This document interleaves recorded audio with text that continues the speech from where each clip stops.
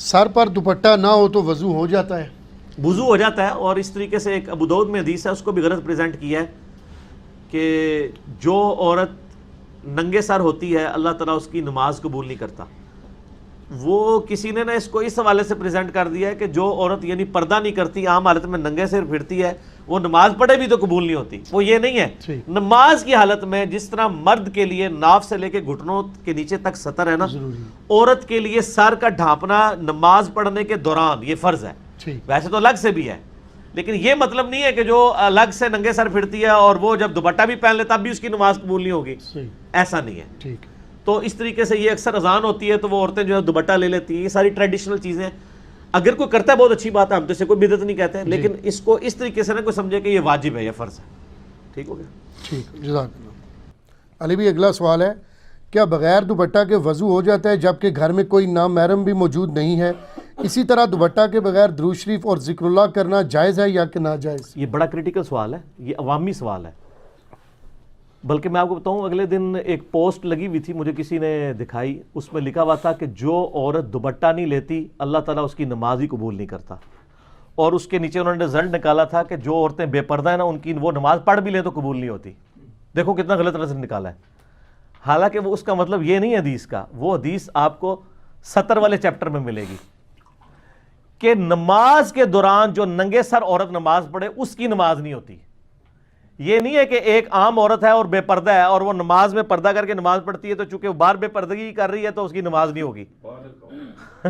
ہاں بالغ، ظاہر ہے بالغ عورت کی بات ہو رہی ہے نا، نماز تو فرض اسی پہ نا، نابالغ کے اوپر تو کوئی نہیں ہے، نابالغ تو بغیر وضو کے بھی کوئی بچہ پڑھ لیتا ہے، اس پہ تو کوئی فتویٰ نہیں ہے، صرف ترغیب دلائی جائے گی۔ تو کوئی بالغ عورت جو ہے وہ اگر بغیر دوپٹے کے نماز پڑھتی ہے، اور دوپٹہ بھی ایسا ہونا چاہیے جس دوپٹے میں سے بالوں کی چمک بار دکھائی نہ دے، یعنی اتنا موٹا دوپٹہ یا حجاب ہونا چاہیے، تو اس سے کور کریں تو نماز پڑھی جائے۔ باقی رہا کہ کسی گھر میں کوئی نامحرم نہیں ہے، یا گھر میں نامحرم تو ہے لیکن اس کے سامنے آمنا سامنا نہیں ہونا، آپ دوسرے پورشن میں ہیں، اور کوئی شخص اس وقت کوئی عورت جو ہے وہ اس طریقے سے بال کھول کے وضو کر لیتی ہے تو کوئی حرج نہیں ہے، وضو کا پروٹوکول تو نہیں ہے، یہ تو نماز کے ساتھ ریلیٹڈ ہے۔ اور میں نے یہ بھی بتایا تھا کہ صحیح بخاری مسلم میں حدیث ہے کہ نبی علیہ السلام پگڑی کے اوپر بھی مسح کر لیتے تھے، اور اس کے تحت میں نے یہ بھی بتایا تھا جو عورت ایک دفعہ وضو کر کے حجاب پہن لے اور پھر بعد میں وہ حجاب اتارے نا، تو جتنی دیر تک حجاب پہن کے رکھی ہے اس دوران اس کو حجاب اتار کے سر کا مسح کرنے کی ضرورت نہیں، اس کے اوپر سے بھی کر سکتی ہے، جیسے کہ جرابوں اور موزوں پہ مسح ہو سکتا ہے، پگڑی کے اوپر یہ قیاس کیا۔ لیکن اگر کوئی نامحرم ہے تو پھر تو ظاہر ہے وہ آپ کو پردے کا اہتمام کرنا چاہیے، اس میں تو پھر بہتر یہ ہے کہ واش روم کے اندر بھی ایک بیسن ہونا چاہیے جہاں پہ لوگ وضو کر کے عورتیں باہر نکلیں اہتمام کر کے۔ تو باقی یہ کہنا کہ جی جو عورت اپنے گھر میں بھی ننگے سر بیٹھی ہے اس کو شیطان دیکھتا ہے، غلط ہے، یہ پاسبل نہیں ہے، اتنی بڑی آپ یعنی بلیم نہ لگائیں، دین کے اندر خود سے چیزیں انجیکٹ نہ کریں، حتیٰ کہ اذان شروع ہوتی ہے تو ہماری عورتیں جو وہ دوپٹے تلاش کر رہی ہوتی ہیں۔ اذان کا جواب دینے کے لیے دوپٹہ اوڑھنا ضروری نہیں ہے، دوپٹہ پروٹوکول ہے نماز کا، یا غیر محرم کے سامنے آنے کا آپ نے حجاب کرنا ہے۔ اکیلے بیٹھے ہیں، آپ کی فرینکنس سے لائف گزاریں، کیوں اپنے آپ کو مطلب مصیبت میں ڈالتے ہیں؟ رہا یہ چکر کے جی دوپٹہ ذکر کے لیے ضروری ہے یا دروشی پڑھنے کے لیے، سر دوپٹہ تو بہت چھوٹی چیز ہے، اگر کوئی شخص بغیر وضو کے بیٹھا ہے وہ بھی اللہ کا ذکر اور دروشی کر سکتا ہے، اور یہ بھی چھوٹی چیز ہے۔ اگر کسی شخص کے اوپر غسل فرض ہے وہ بھی اللہ کا ذکر اور دروشی پڑھ سکتا ہے حالت جنابت میں۔ صحیح مسلم میں حدیث ہے، جنابت والے چیپٹر میں اما عائشہ سے پوچھا گیا کہ نبی علیہ السلام جو ہے وہ کیا اس حالت میں بھی اللہ کا ذکر کرتے تھے؟ انہوں نے کہا نبی علیہ السلام ہر حال میں اللہ کا ذکر کیا کرتے تھے، چاہے آپ جنبی بھی ہوں۔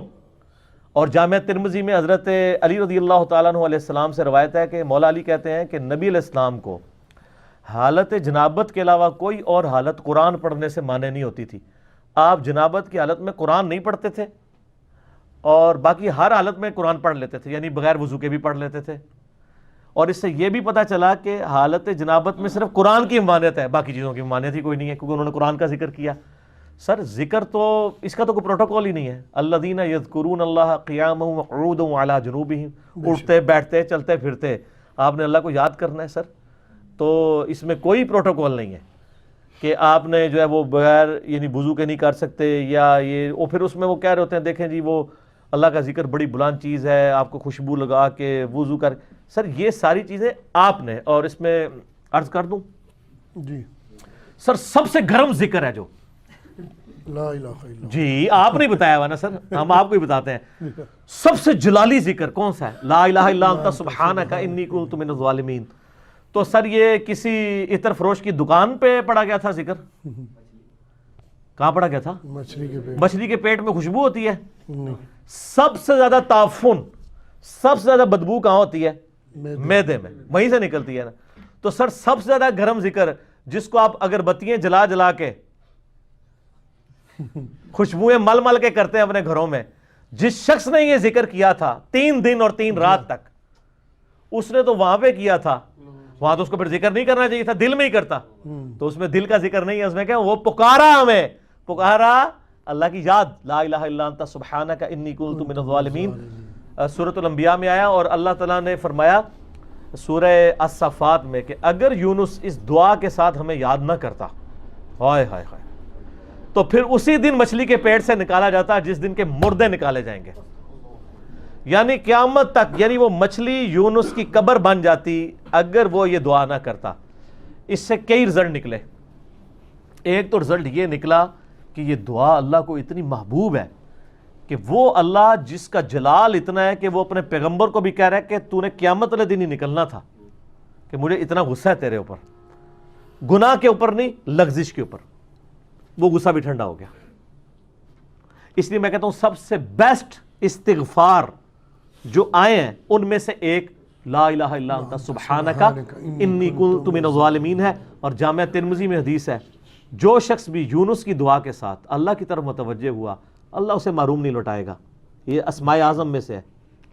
اور قرآن میں بھی ہے کذالک ننجی المؤمنین, مومنین کو بھی ہم نجات دیں گے جو یہ یونس کی طرح دعا مانگے گا. یہ تو قرآن میں بھی ذکر ہے. لا اچھا اس کے دیکھیں ترجمہ کتنا پیارا ہے, لا الہ الا انت, کوئی معبود نہیں سوائے تیرے, سبحانک اللہ تو تو غلطیوں سے پاک ہے, انی کنت من الظالمین, میں تو انسان ہوں نا, غلطیاں کروں گا. یار اس سے بہتر انداز ہو سکتا ہے کوئی نہیں کہ یا اللہ تو تو غلطی اس لیے نہیں کرتا کہ تو پاک ہے, تو پاک تو صرف تو ہے, مخلوق تو اس لیول پہ پاک ہو ہی نہیں سکتی. جی اس لیے ورنہ تو ہم مخلوق کو بھی سبحان پیغمبروں کے ساتھ بھی لگا رہے ہوتے. انسان جتنا بھی پرفیکٹ ہو پاک نہیں ہو سکتا. بے شک انبیاء کو اللہ نے گناہوں سے پاک کیا ہے, لغزشیں ان سے بھی ہوئی ہیں. حضرت آدم علیہ السلام سے لغزش ہوئی ہے, نوح علیہ السلام نے کافر بیٹے کے لیے دعا کی ہے, موسیٰ علیہ السلام سے بندہ مر گیا, نبی علیہ السلام کی 4 لغزشیں قرآن میں ذکر ہوئی ہیں. غزوہ احد پہ بددعا نکل گئی تھی زبان سے, تو وہ سورہ آل عمران میں آیا کہ آپ کو کوئی اختیار نہیں ہے, آپ نے بددعا دی ہے, اللہ چاہے تو ان کو ہدایت دے. اور پھر اسی خالد ابن ولید کو ہدایت بھی مل گئی, اور اسی مبارک زبان سے جس سے بددعا ملی تھی سیف اللہ کا لقب بھی مل گیا. ٹھیک ہے, یہ سر اللہ کے اختیار ہے. پرفیکٹ صرف گاڈ ہے, بے شک اس کی کوئی مخلوق بھی پرفیکشن میں اس لیول پہ نہیں جا سکتی. مخلوق کی یہ اللہ کا نقص نہیں ہے بلکہ مخلوق کا نقص ہے کہ جو مخلوق ہوگا نا وہ پرفیکٹ نہیں ہو سکتا. جیسے خالق ہمیشہ سے ہے, مخلوق ہمیشہ سے ہو ہی نہیں سکتی. بے شک وہ کہتے ہیں نا, اکثر لوگ سوال کرتے ہیں کہ اللہ تعالیٰ اپنے ساتھ کا ایک اور خدا پیدا کر سکتا ہے. ہم کہتے ہیں یہ محال ہے, اس لیے کہ جو پیدا ہوگا وہ خدا ہوگا ہی نہیں. بے شک جو پیدا ہو گیا تو خدا کون ہے؟ لم یلد ولم یولد. ٹھیک ہو گیا. تو ذکر بھی کریں سر, اللہ کو یاد کریں, جھوم جھوم کے ہر جگہ ذکر کریں. کوئی پروٹوکول نہیں, نہ وضو نہ غسل, ذکر کے لیے کوئی پروٹوکول نہیں ہے. جب مرضی ذکر کریں, اللہ کو یاد کریں. اور اس کے لیے کپڑے پہننا ہونا بھی ضروری نہیں ہے. اکثر لوگ یہ سمجھتے ہیں کپڑے پہننا ضروری ہے, نہ کوئی ضروری نہیں ہے. بعض اوقات بندہ وضو کے لیے اندر چلا جاتا ہے, غسل کے لیے یا غسل کرتے ہوئے تو لوگ بسم اللہ نہیں پڑھتے ہیں, کپڑے پہن کے پھر بسم اللہ پڑھتے ہیں. سر اللہ اور بندے کا کون سا پردہ ہے؟ ٹھیک ہے, آپ کر سکتے ہیں ذکر اللہ. یار اللہ تو قرآن میں فرماتا ہے سورہ نجم میں کہ میں تو تمہیں اس وقت سے جانتا ہوں جب تم ماں کے پیٹ میں ایک جنین تھے, تم نطفے تھے. تو مت کہو اپنے آپ کو پاکیزہ, وہ جانتا ہے کہ تم میں سے کون کتنا متقی ہے. ٹھیک ہے نا. تو اللہ سے میرا کون سا پردہ ہے؟ سر یہ ذکر اتنی بڑی دولت ہے کہ اسی لیے اللہ تعالیٰ قرآن پاک میں بھی فرماتا ہے نا کہ جب میدان جنگ میں تم ہو تو نماز خوف ادا کرو, اور پھر جب ریلیکس ہو پھر خوب اللہ کو یاد کرو. سبحان اللہ کا جو ذکر ہے نا سر, یہ جس پروٹوکول جتنے یہ کمٹمنٹ سے ہو سکتا ہے نا, اور کوئی چیز نہیں ہو سکتی. اور وہ پھر دل سے نکلتی ہے وہ بات. یہ ذکر بہت بڑی نعمت ہے. بے شک.